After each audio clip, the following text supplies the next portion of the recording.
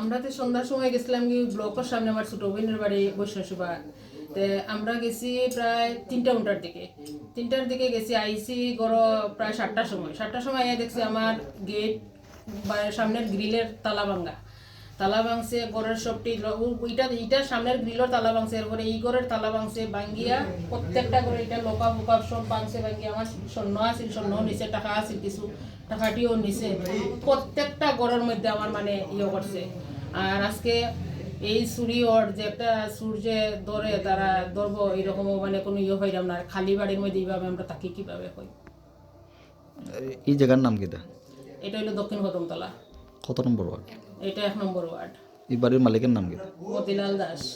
আপনারা কেউ বাড়িতে আসলো না? আমরা কেউ বাড়িতে আসলাম না, আমরা আজকে এখানে উৎসব চলের উৎসবে গেছি গা, মানে এটা পুরা ফলো করে, আজকে ফলো করছে যে এখানে উৎসব চলের তারা বাড়ি ফাঁকা আছে আমরা এটা করি, এরকম একটা কিছু তারা প্ল্যান করছে, আর না তারা এরকম করতে পারে না।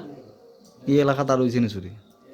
এই এলাকার মধ্যে হয়েছে করি তো আমি তো জানি না এটা।